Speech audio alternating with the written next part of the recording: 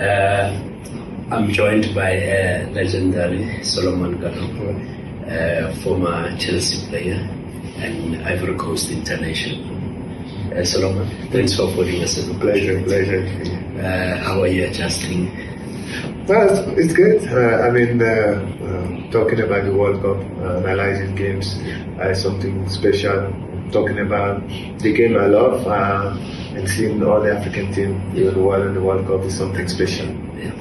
And how's life after football? I think life after football has been great. Involved a lot with football. I have my own academy at home, developing young talent. That's good. Bringing my experience back to the game and to work back home. Working also with FIFA Sport Media and TV, doing football analysis in the World Cup and talking about Ivory Coast is something special for me. No, that's beautiful. And then, as a former player of Chelsea, we've seen Chelsea struggling. What's your take on that? I think we are resting. We give the London light to our neighborhood for the north. Now we are going to come back and reclaim what belongs to us. We're going to be better. We have a new coach. Chelsea have a new coach. Xabi Alonso, we know what he did with Bayer Leverkusen. And yes, so I think he will bring some great change in the club, and hopefully we'll get back to winning again. But he struggled with Real Madrid. Yeah, I think he'll do well with Chelsea. It's too different. I think Chelsea will give him more the platform to develop as a coach, which Madrid didn't have the time for. I think Chelsea now are looking to build up a new team, and I think he's the right person for that. Okay. Moving to the World Cup, your overall impression thus far? Oh, very good. As an African team, took over the World Cup and we put 9 out of 10 in this competition. So for us, it's something we should be proud of.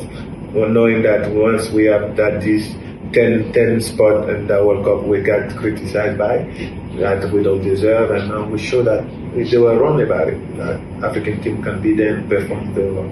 Now I'll come back to the African team issue, but I just need also to. There's always been criticism about this expanded World Cup. What's your view on that? Well, for players, I think it might be difficult playing a lot of games. For us now, watching on TV, I like more games. I want to see those games. I want to see the national team competing.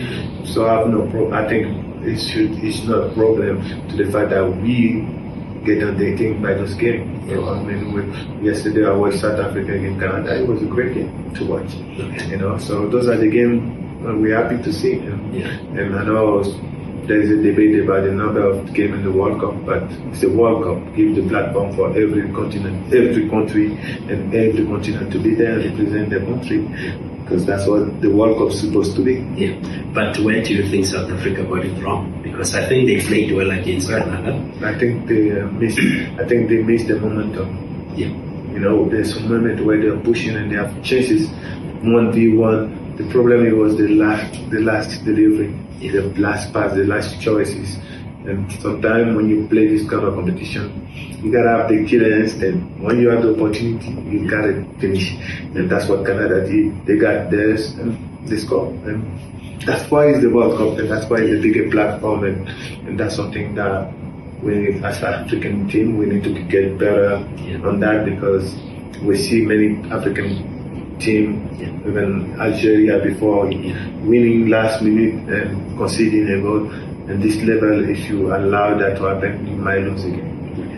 And we see where I think 7 clubs made it for last 32. Now South Africa is out. We're left with 6.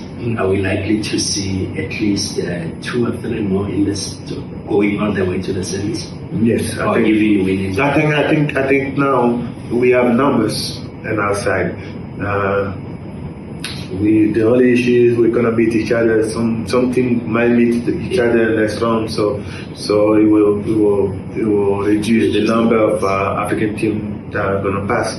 But still, getting next round is always a bonus for every African team. And then let's talk about the Ivory Coast now. I think they had a very beautiful build-up. I mean, Yes. they managed to beat big countries towards the World Cup as part of preparations, and the coach credited the young squad. What's your overall view about it?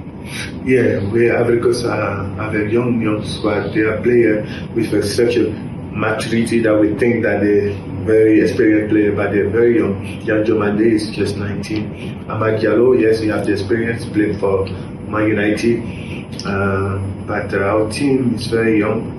The coach managed to create a dynamic in that group that those young players, if they have a lot of experience.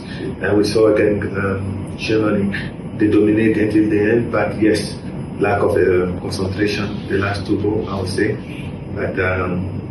But it's a team that if they stay together for many years, I think Ivory Coast will win a lot of competitions. I was actually impressed with Diamande. Yeah, it's a talent. It's a raw talent. If you imagine that 6 months ago, he was in America, leaving Ivory Coast to go to America, then come back to Europe and Spain, play 6 months, and go to Leipzig and play one full season. That's his full season. Yeah. That's not even his second season. That's his one full season. So there's many things coming his way, and he just have to stay focused. And hopefully we make the right choice, pick the right team for the next step. And then your prediction with Ivory Coast, will they reach top 4? I think we have the potential to reach top 4. Yes. You're convinced that? Yeah, we have that potential. If you see how they play against Germany, and everybody was not expecting Ivory Coast to compete like this against Germany, but we did, and we have a situation where we could score many goals, but we didn't. That's all about the momentum, and when you have your moment where you have the opportunity to finish the game, you got to take it, and that's what will make the difference. Okay. As we conclude, Solomon, I mean, thus far, we have seen a lot of teams are struggling, others are doing well. And then, which team do you pick up to ultimately win the World Cup? Ivory Coast, I would say. Cote d'Ivoire, besides Cote d'Ivoire, to not be biased.